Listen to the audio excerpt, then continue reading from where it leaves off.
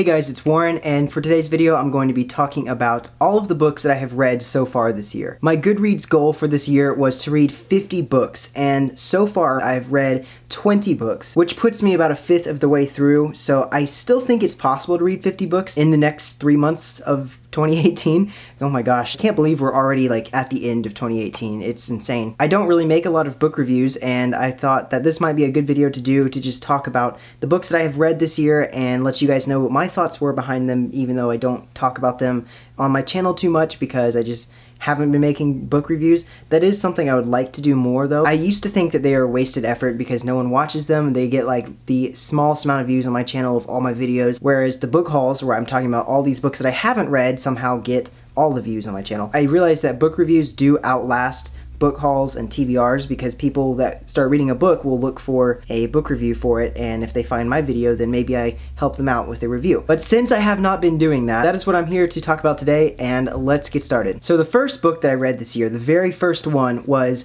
The Assassin's Blade by Sarah J. Maas. I did just post a review for this book, so if you want to check that out, I will link it in the title card. This is a bind-up of 5 prequel novellas to the Throne of Glass series. They were so good. They reveal the backstory of Selena Sardothian and just cover some of the events that happened leading up to the beginning of the series, and they set up a lot of character development and a lot of plot points later on in the series, which is really cool. And I gave this book 5 out of 5 stars, of course, and I felt that it was so fitting to start off the new year reading Sarah J. Maas because Kingdom of Ash is probably the biggest release of this year, so I felt like it was only fitting to read The Assassin's Blade to start the year off. The next book I picked up was An Enchantment of Ravens by Margaret Rogerson. This was such a unique read, and I really enjoyed this book. It is a standalone novel, and it's like 300 pages at the max. This is a young adult fantasy about fairies, and it follows a girl named Isabel, who is an artist, and she makes paintings for very popular fairy figures, and the art of making something and creating things is called craft, and it's something that fairies cannot do, only humans can do. So anything human made in this world is considered a delicacy to the fae, and they love to buy things like paintings and books and clothing that are made by humans. This world also has seasonal fairy courts, so we have the spring, summer, winter, autumn. One day Isabel paints a picture for the autumn prince named Rook, and she paints him with human emotion in his eyes, which is something that is extremely taboo and disgraceful and insulting to the fae. He gets extremely angry, and so he takes her and whisks her off to the autumn court to try and seek justice, and they end up going on this huge adventure through the fairy realm and discover a secret plot to overthrow all of the courts. I love the way that fairies are written in this book. This is much closer to the actual folklore, where fairies are mischievous and not exactly malevolent, but definitely creatures that are not to be messed with or trifled with. They tend to lean more on the dark and mischievous side of things than the tall, beautiful, immortal figures of the Sarah J. Maas series. Rook and Isabel are so cute together. There is a little bit of insta-love, which is why this book got some bad reviews. However, it is a big part of the story. A fairy and a human cannot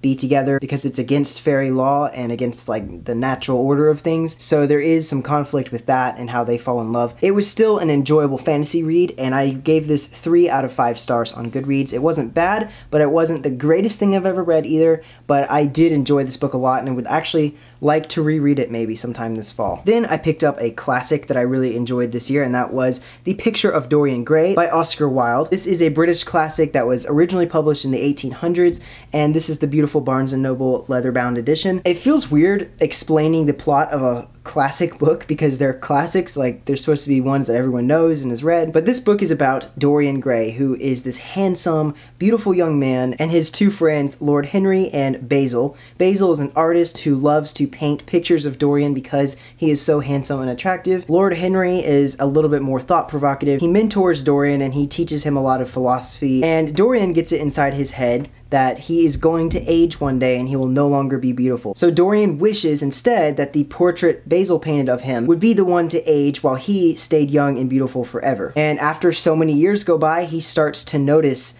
there is a difference in the portrait. It looks a little bit older. It also appears to look a little bit more sinister. People still notice that Dorian is young and handsome even though he should be well into his 40s and 50s, and they're not sure what's going on. Dorian finds out that the portrait is not only aging as he should age, but it is also appearing uglier and uglier the more corrupt he becomes. This was a very cool story. It's a weird, I don't want to call it fantasy, but it feels kind of like a dark mystery. Wilde's writing is so good, descriptive and very, very profound. Writing and the dialogue is written in a beautiful old Victorian English, and it sounds so sophisticated, civilized, and I wish that we still talk like the people from the Victorian era. So I really enjoyed this classic, and I gave this 5 out of 5 stars. The next book I picked up was To All the Boys I Loved Before by Jenny Han. This has been such a huge hit this year because of the movie that came out. I gave this book 4 out of 5 stars. This book was one of those books that was just there for me when I was going through something and I really just needed it to distract me. It was during Valentine's Day and I was just feeling really depressed because I don't have a girlfriend, so I was all sad to be alone on Valentine's Day, so I just picked this book up and just read it in a single night, and it was so good. I really enjoyed it. It was cute. It had a lot of that teenage angst to it and drama. Then obviously the movie came out last month and I watched the movie and I loved it. But in case you haven't read this book, this is about Lara Jean, and she has a unique way of expressing her feelings towards all the boys that she has crushes on. She gets her feelings out by just writing down a letter that confesses her love to each boy that she has a crush on throughout her life. And then one day these letters are mysteriously mailed to all the boys that she wrote them to, and it causes such a huge drama. She feels super embarrassed. She doesn't know what to do, and so she ends up pretending to be in a relationship with this guy named Peter. The two of them are mutually benefiting from the fake relationship. She's doing it to save face in front of her real crush, and Peter is doing it to make his ex-girlfriend jealous, and the two of them eventually start to wonder if they have feelings for each other and that maybe they would make a good couple for real instead of being fake. It was such a sweet, cute little contemporary. I haven't continued the series and I don't really know if I want to or if it's worth it, because I hear in the next 2 books more of Lara Jean's crushes come into the picture and she gets caught up in a big love triangle. I don't really know if I want that. I just kind of want her and Peter to live happily ever after. But I really enjoyed this book. It was the perfect pick-me-up for a time when I was feeling down. This has definitely been one of my favorite books of 2018. The next book is one that I don't actually have anymore because I unhauled it, and that would be The Cruel Prince by Holly Black. And I am so disappointed in this book. I really wanted to love it. I've mentioned this before on my channel, how I really wanted to enjoy this book because it was so hyped up. Everyone seemed to be talking about it. It has a beautiful cover, and the story sounded mysterious and interesting. I think I gave it 2 stars on Goodreads, maybe 3. I might have given it 3 stars on Goodreads because it wasn't that bad. I didn't like the character Jude. She just felt so boring and bland, and the plot didn't really have anything driving it. It was just a bunch of random situations that Jude would be in. The Cruel Prince, Prince Carden, is not really a cruel prince. I was expecting him to be the typical super handsome prince that the main character is attracted to, even though he's kind of a bad guy and she wants to fix him, that sort of cliche thing. But Carden is literally just a bully. He picks on Jude, he messes with her, he tries to kill her because they're fairies. She wants to try and fit in with their kind, even though she's a human, so she's mortal. I just found that the characters were not very well fleshed out. They weren't very good, and none of their relationships made any sense. The plot had nothing urgent or driving about it. It was just a bunch of random days in the life of Jude living in the fairy realm as a human, and that was about it. The world building, I thought that was really cool. I loved reading about the realm of fairy. It sounded very cool and mystical, and I really liked that, so I was disappointed that I didn't enjoy the rest of the book. Yeah, I mean, what can you do? If you don't like a book, you just don't like it, you know? So I ended up getting rid of it. The next book that I read is actually a trilogy, and I read them all at different times throughout the year, but since they're a series, I'm just going to include them all together as one, and that is The Illuminae Files by Jay Kristoff and Amy Kaufman. This is probably my favorite trilogy of this year. I loved these books so much. They are a sci-fi epic space thriller. I have never read anything like these before. It was so amazing. Each book was intense, it was action-packed, it was emotional, and I admit that I actually cried a couple times reading these. We have the first book, Illuminae, and this is about 2 characters named Katie and Ezra, and their home planet of Carenza is attacked and they are forced to flee on a giant spaceship called the Alexander. But there are problems that arise on the Alexander. There is a damaged AI computer that is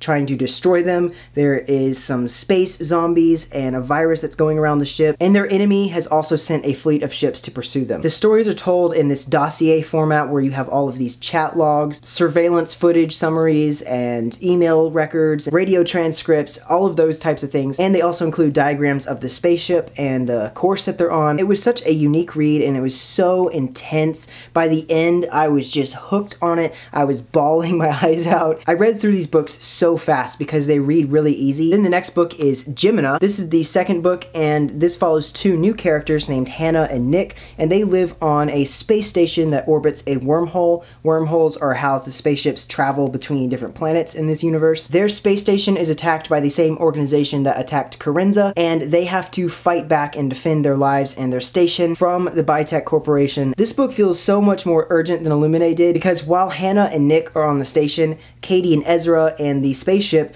are en route to the station, and so they are trying to take back their space station from Bitech before Katie and Ezra arrive. The Bitech soldiers are trying to stop Katie and Ezra from arriving and destroy the space station so that no one will receive any distress calls from the Corinza system. This book was so intense and so on just a whole nother level from Illuminae. I actually think I like this one the best. In this book, they have nowhere else to go. Like in a spaceship, you can fly off, you can go somewhere, but in Gemina, there is nowhere for them to go. They are stuck on the space station, and so they have no choice but to fight back. Hannah and Nick are such cool characters as well. I love them as much as Katie and Ezra. I like Katie and Ezra more, but I love the two of them so much. They are so cute together. The ending of this book blew me away. It was so confusing. There was so much science involved. This book explores the multiverse theory and goes into alternate dimensions, and it was so interesting, and I was blown away by it. It was just like the most epic and intense sci-fi thriller I've probably ever read. And then the last book is Obsidio. This book was just the epic finale. It is the convergence of all of the main characters together. It also follows two new main characters. Each book has their own two main characters. The main characters in this are Asha and Reese, and Asha is Katie Grant's cousin who is stuck on Corinza. She did not make it out on the spaceship with the rest of them, so she is stuck on the planet with everybody, and they are now under the occupation of Bitech. Asha works as a nurse at the Corinza hospital, and Reese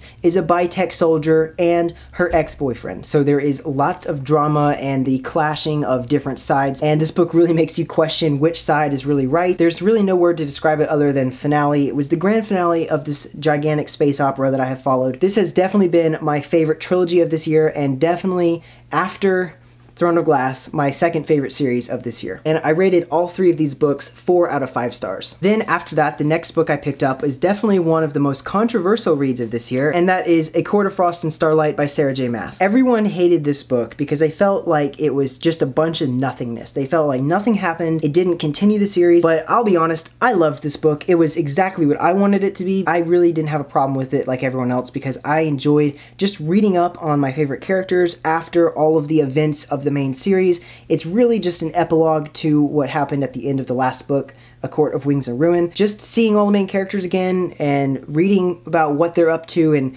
just their life goals and how they're trying to heal and move on from all of the events from the main 3 books was just great for me. I didn't mind it at all. It feels almost like this is canon fan fiction that was written by Sarah, and essentially that's what it is. This is just fan service. It's just to give everyone the favorite fluffy scenes they wanted from the main series. It's just a small novella. It's not supposed to be the next book in the series. It's not supposed to be ACOTAR number 4, and I adored it. I loved it, and I gave it 5 out of 5 stars because I'm a fanboy. After reading that book, of course, I continued with the Throne of Glass series, and I picked up Queen of Shadows by Sarah J. Maas and Empire of Storms by Sarah J. Maas. I'm not going to talk about these books because they are the 4th and 5th books in the series. If you haven't been following Throne of Glass or you haven't read all of the books, then talking about these would be pretty much spoilers, but they basically are just the continuation of the series, and I will be doing book talks for each of these books and for all the books in the series. Stay tuned because I will be talking about these books in great detail and length if you're interested in that. These were so fantastic. They were so good. I devoured them